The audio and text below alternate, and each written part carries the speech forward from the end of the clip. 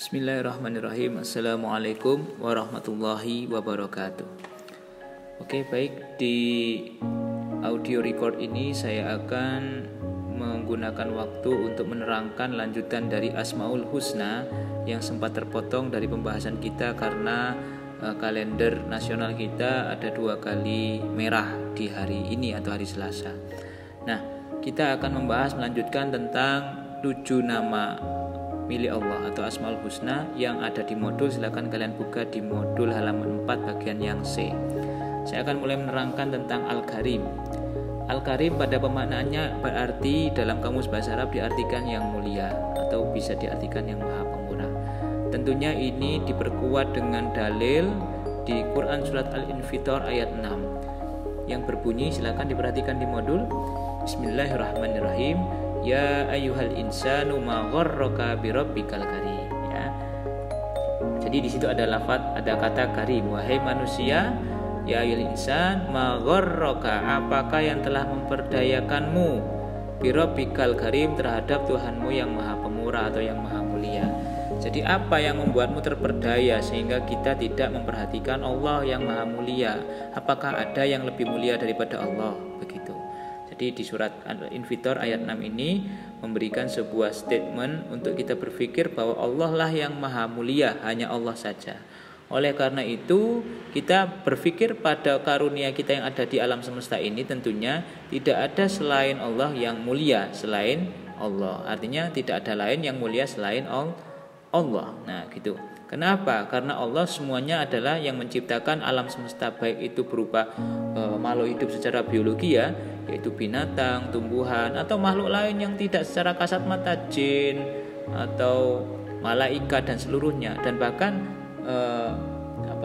udara, air, api, apalagi itu cahaya, dan semuanya ini adalah Allah ciptakan dalam hakikatnya adalah untuk mendukung kita makhluknya, ya, sebagai sarana untuk beribadah kepadanya. Maka jangan sampai kita terperdaya oleh hal-hal yang sebenarnya adalah menjadi media kita untuk mendekatkan diri kepada Allah yang maha mulia, malah kita terperdaya. Makanya di situ diingatkan di surat Al-Infitor, apakah yang telah membuat kamu terperdaya? Begitu. Nah, artinya ketika kita sudah bisa memahami konsep ini, ya, konsep ini mungkin sederhana, sangat mudah dipahami, tetapi prakteknya sulit. Karena dalam tantangan hidup itu kita dituntut untuk bisa menjaga kemuliaan pakaian kita, menjaga kemuliaan penampilan kita, menjaga kemuliaan tutur kata kita, menjaga kehormatan, dan dalam pergaulan kita harus menggunakan akhlak atau bertutur akhlak yang mulia, yang baik, sebagai pencitraan bagaimana Islam adalah agama yang indah bagi setiap manusia, agama perdamaian. Dan juga kita akhirnya terbiasa untuk berempati dan bersimpati. Empati itu adalah rasa murah hati, simpati itu adalah rasa untuk saling berbagi, saling berkasih, saling mengajari, dan seperti itu. Artinya kita memberikan sebuah pencitraan yang yang nyata, citra yang nyata, praktek yang nyata dalam mencerminkan bahwa kita itu beriman kepada Allah yang maha mulia. Jangan cuma iman aja, nilai apa yang bisa kita tanamkan dan kita praktekkan dalam kehidupan sehari-hari, seperti contoh yang ada di modul. Yang kedua ada Al-Mu'min. Al-Mu'min itu juga termasuk nama Asmaul Husna, yang artinya Allah maha memberi rasa aman. Tiada lain kenikmatan di dunia ini kecuali dilandasi dengan rasa aman. Orang punya uang banyak gak akan merasa bahagia kalau ternyata dalam hidupnya tidak merasa aman memiliki itu. Orang memiliki istri, anak, keturunan yang membanggakan juga tidak terlalu bahagia bila tidak dirasa memiliki keamanan dalam keseharian bersama keluarganya dicintai itu. Rumah yang besar juga tidak merasa aman apabila memang dia tidak memiliki rasa aman dalam dirinya. Siapakah yang maha aman? Siapakah yang mengamankan? Siapakah yang memberikan itu semua? Yaitu Allah. Jadi Allah itu juga memberikan rasa keamanan, ketenangan dalam diri kita. Makanya itu di dalam Quran surat Ar-Ra'd, ya, ayat 28, alladzina amanu wa tatma'innu qulubahum bidzikrillah, ala bidzikrillah tatma'innul qulub. Yaitu alladzina amanu, orang-orang yang beriman wa tatma'innu qulubuhum, dan orang-orang yang menjadikan tentram hati mereka itu bidzikrillah, yaitu dengan mengingat Allah.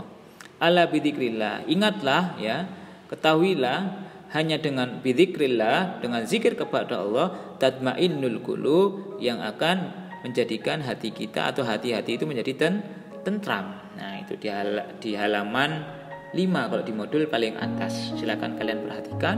Di sana ada dalil Quran yang cukup membuat kita itu menjadi meyakini bahwa mengingat Allah dan selalu berada pada rentangan atau jarak yang dekat dengan Allah. Gimana pun caranya kita harus bisa mendekat kepada Allah. Kalau kita merasa jauh, panggil Allah. Dengan cara apa?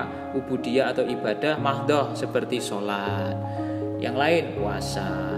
Atau ibadah ghairu mahdoh. Ghairu mahdoh itu yang tidak berwujud ibadah-ibadah yang ritual. Jadi seperti beramal soleh, berbuat baik, berbakti kepada orang tua karena ngelakoni perintahnya Allah. Karena kita tahu ridho Allah ada pada ridho orang tua kita. Atau bersedekah itu juga ibadah juga. Jadi semakin kita selalu mengingat kita kepada Allah, maka setiap nafas hembusan kita itu adalah untuk Allah, begitu.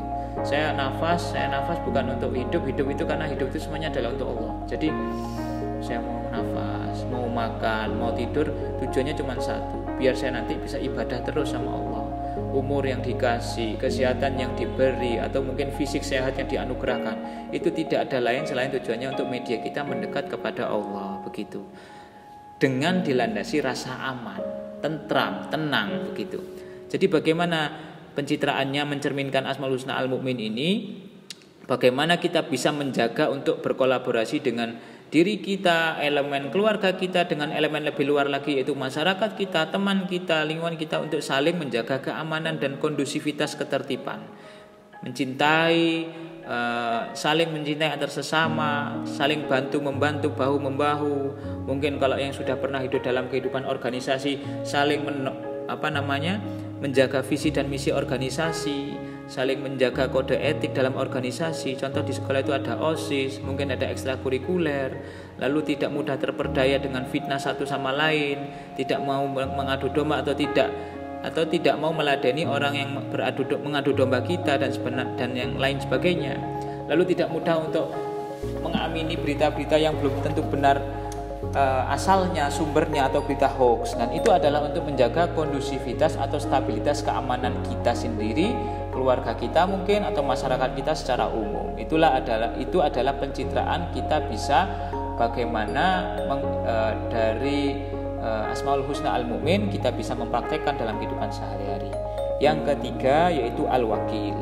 Al-Wakil itu yang maha memelihara. Tentunya dalam kehidupan kita di dunia, termasuk sebagai makhluk Allah ini, kita wajib bersyukur bahwa kita ini masih dipelihara oleh Allah, ya, merasa masih dipelihara. Andai kata nggak dipelihara itu seperti barang yang tidak direken atau tidak diberikan perhatian lebih sehingga mangkrak. Kalau mangkrak otomatis kotoran banyak, habis gitu usang, tidak menarik dipandang dan sebagainya, nggak ada gunanya, nggak ada manfaatnya. Tapi yang kita rasakan, kita masih bisa berbuat baik kepada diri kita, orang tua kita, lingkungan kita, mungkin mulut masih bisa berbicara yang baik, tangan masih. Nah, itu semuanya adalah bentuk pemeliharaan dari Allah. Nah, dari sini Allah memiliki Asmaul Husna Al-Wakil, yaitu yang maha memelihara. Diperkuat dengan dalil Al-Quran dalam Quran surat Az-Zumar ayat 62. Bismillahirrahmanirrahim. Allahu khaliqu kulli syai'in wa huwa ala kulli syai'in wakil. Yaitu Allah yang maha menciptakan segala sesuatu dan dialah yaitu yang memelihara segala sesuatu itu. Allah yang menciptakan, maka Allah yang pelihara. Dalam istilah pelihara di sini ini bukan berarti kita memasrahkan apa yang kita punya lalu biar dipelihara Allah, bukan. Artinya kita diberikan kekuatan untuk menjaga diri kita, untuk menjaga tubuh kita, batin kita, fisik kita. Itu adalah sarana dari Allah. Tenaga yang dititipkan oleh Allah kepada kita ini adalah cara atau alat atau media Allah untuk memberikan kita sebuah pilihan. Allah ngasih tenaga yang diberikan kepada kita itu dibuat untuk memelihara apa enggak? Begitu. Diberikan mulut ini digunakan untuk berbicara yang baik apa enggak? Nah, begitu. Apabila kita tidak bisa menggunakan itu semua, maka bisa jadi Allah akan memberikan ujian pada kita, memberikan cobaan pada kita yang berupa tiba-tiba diberikan, nanti ada kalanya nauzubillah min zalik, bagaimana kalau kita tuh melihat orang sakit stroke, kaki yang nggak bisa gerak lagi, tangan nggak bisa aktif lagi, mulut tidak bisa berbicara. Maka dari itu kita perlu untuk merawat diri kita dari makanan-makanan yang jangan sampai kita kemasukan barang-barang yang haram, minuman-minuman yang haram. Ingat, mabuk atau minuman yang memabukkan itu banyak mudaratnya, merusak akal, pikiran, hati, ketagihan, dan mengorbankan harta benda dan sebagainya. Nah, dan itu saya harap anak-anak SMA Islam tidak mendekati hal-hal semacam itu, ya. Juga memelihara kelestarian lingkungan. Tentunya apa yang diberikan oleh Allah, di samping Allah menciptakan jin dan manusia, Allah menyediakan hamparan alam yang indah, jernihnya air, segarnya udara, terang benderangnya matahari. Nah, itu semuanya dihidangkan atau diberikan fasilitas itu hanya untuk manusia agar kita bisa beribadah kepada Allah. Tapi kita juga wajib memelihara kelestarian itu, begitu. Nah, tidak sampai kita merusak. Agar apa? Agar tidak terjadi banjir. Walaupun sekarang banyak terjadi banjir, longsor dan sebagainya, ya. Dan itu semua adalah bentuk dari bagaimana kita bisa bercermin dari Asmaul Husna ini, yang bisa mengaplikasikan itu semua, nilai-nilai itu ke dalam kehidupan sehari-hari. Yang keempat ada Al-Matin. Nah, Al-Matin ini berarti yang maha kukuh, kuat, kokoh, ya, tidak tertandingi. Begitu kalau kata iklan di TV, ya, kokoh tidak tertandingi itu Allah, yaitu bahasa Arabnya Al-Matin. Nama Asmaul Husnanya Al-Matin.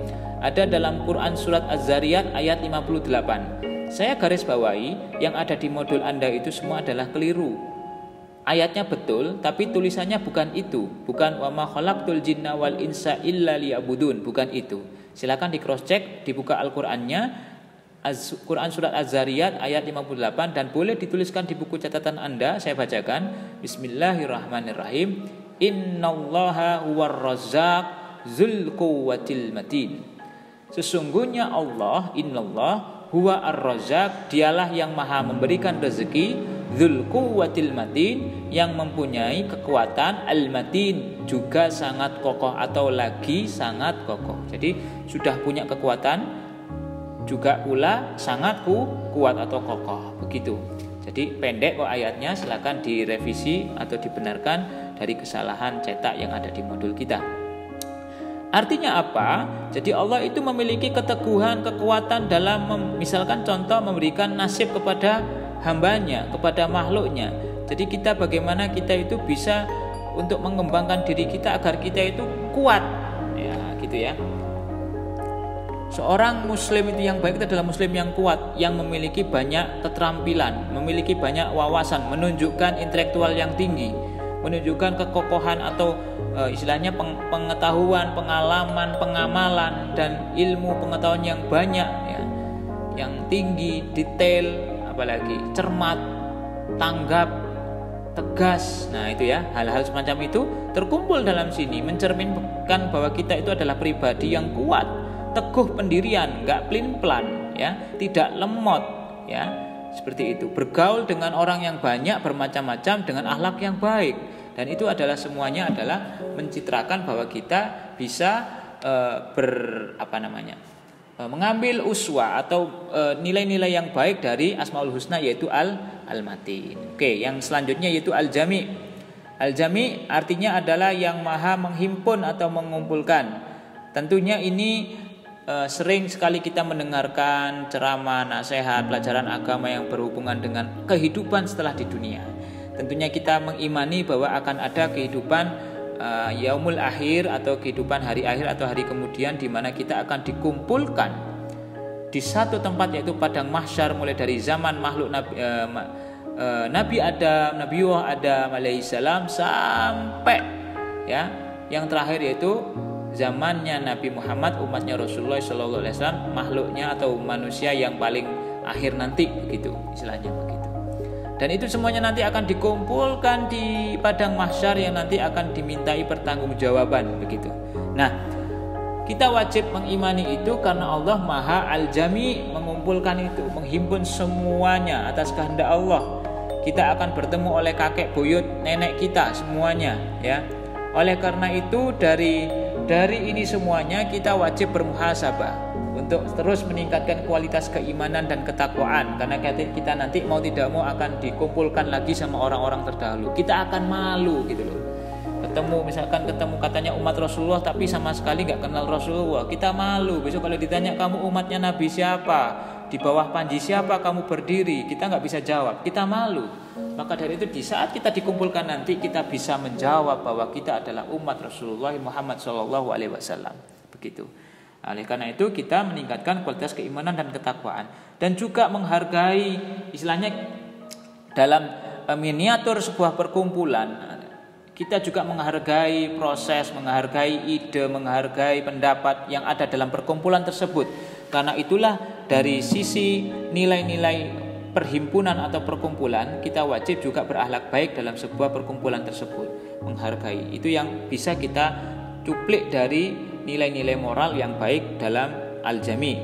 Lalu juga mengedepankan kualitas ibadah yang banyak pahalanya karena dilakukan bersama-sama, seperti bersolat berjamaah atau bersih-bersih, misalkan amal ibadah yang tidak berupa ibadah langsung atau ritual, seperti membersihkan, gotong royong membersihkan sungai dari sampah-sampah yang berserakan, atau gorong-gorong atau macam-macam. Karena gotong royong dengan masyarakat, insya Allah kita percaya pahala atau kebaikannya itu akan berlipat-lipat.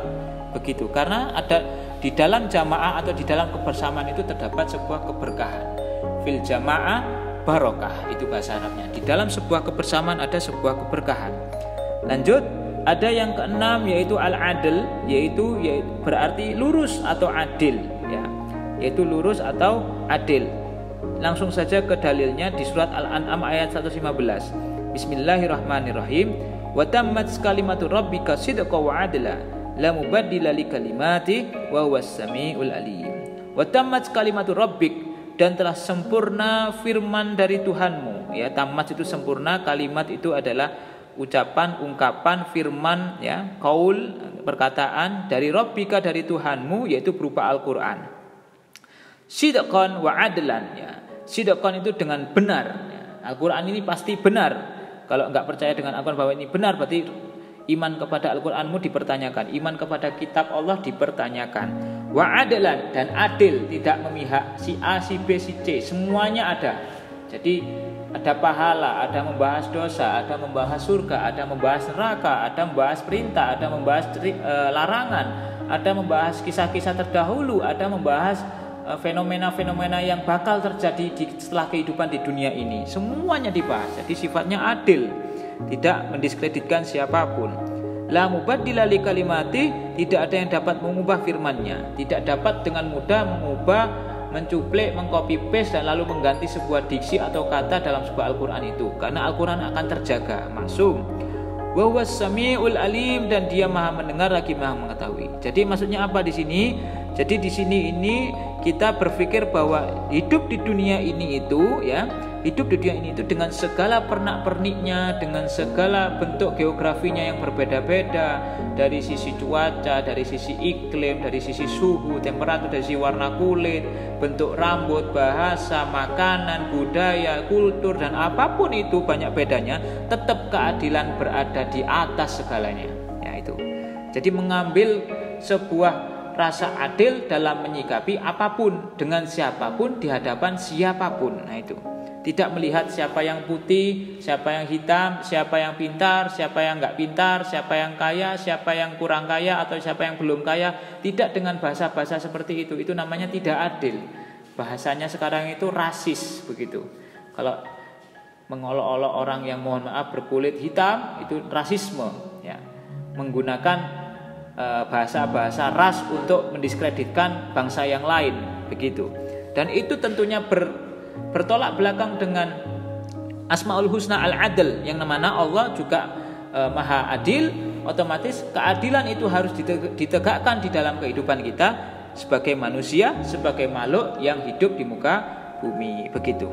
Lalu yang terakhir yaitu Al-Akhir, yaitu berarti yang terakhir.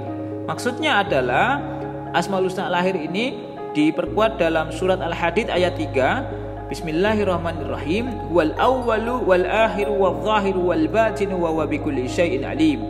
Ya.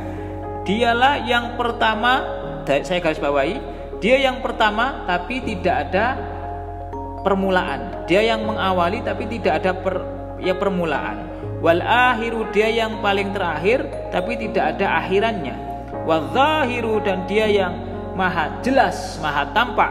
Wal batinu, dan dia yang maha tidak tampak, batin, ya. Wa huwa bikulli syai'in alim, dan dia maha mengetahui segala sesuatu. Artinya apa? Ini punya ada hikmah. Yang paling pertama dan yang paling mengawali itu adalah Allah. Dan jangan pernah bertanya, lalu siapa yang sebelum Allah? Enggak ada. Allah yang maha pertama mengawali, dan tidak ada permulaan selain Allah. Juga tidak ada yang akhir selain Allah, dan tidak akan pernah berakhir. Tidak ada akhiran bagi Allah. Wadzahir, maha jelas, semuanya akan tampak jelas. Apapun yang disembunyikan dari diri kita, dari benak hati kita, Allah tahu, karena Allah maha jelas. Dan juga al-batin. Al-batin ini Allah juga maha batin. Batin itu yang tidak lawannya dari zahir, ya. Jadi bisa menyimpan, tidak dapat digambarkan dengan mudah zatnya, begitu. Jadi kalau ada yang bertanya mana Allah, ya kan kita tidak bisa dengan mudah mengemukakan zatnya Allah, karena Allah maha batin, maha tidak tampak. Kalau zahir maha tampak. Terus mana Allah? Ya saking jelasnya, saking besarnya, saking mulianya Allah itu, sehingga kita tidak bisa melihat Allah. Begitu kata fatwa Imam Al-Ghazali. Kenapa kok misalkan ada orang yang bertanya mana Allah, kalau memang Allah itu ada, gitu. Kata Imam Ghazali, Allah itu ada saking besarnya karunia Allah, saking mulianya Allah, saking agungnya Allah, sehingga kita tidak merasakan bahwa Allah itu, tidak bisa dengan jelas mengatakan bahwa Allah itu ada. Seperti gambarannya kalau kita melihat sinar matahari. Matahari itu ada, sinarnya kita rasakan, tapi apakah kita kuat untuk memandang lama-lama sinar matahari atau matahari langsung? Tentunya kita tidak kuat. Dan ingat, matahari itu ciptaan Allah yang bisa membuat cahaya sedemikian itu. Dan bagaimana kita masih diberikan kekuatan untuk bisa merasakan itu semuanya. Jadi bagaimana kita mengambil sikap? Kita wajib untuk berpikir bahwa apa yang diberikan oleh Allah ini akan bisa berakhir, karena kita hanya makhluk. Yang tidak berakhir itu Allah. Artinya kita gunakan semaksimal mungkin untuk bisa memanfaatkan waktu yang ada, tenaga yang ada, agar ketika kita diakhirkan oleh Allah, kita berakhir dengan husnul khotimah. Begitu. Jadi kita menjaga lisan kita, menjaga waktu kita, menjaga daya upaya tenaga kita untuk hal-hal yang diridhoi oleh Allah, agar nanti ketika kita diakhirkan, karena kita ini tidak maha akhir, begitu. Yang maha akhir itu Allah. Kita ini bisa diakhiri kapan saja, gitu. Ya, kapan saja. Jadi itu yang bisa saya sampaikan dalam momen atau kesempatan kali ini. Nanti bisa kalian simpulkan sendiri dengan resume yang kalian buat di dalam buku catatan agama, dan insya Allah akan memperkuat semakin keimanan kita kepada Allah. Silakan diresum mulai dari poin 1 sampai poin 7 dan dicatat di buku catatan agama, lalu dipost di Google Classroom sesuai dengan penugasan hari ini yang akan saya buat. Terima kasih, dan sekedar informasi, pertemuan yang akan datang yang selanjutnya adalah ulangan, insya Allah. Terima kasih. Wassalamualaikum warahmatullahi wabarakatuh.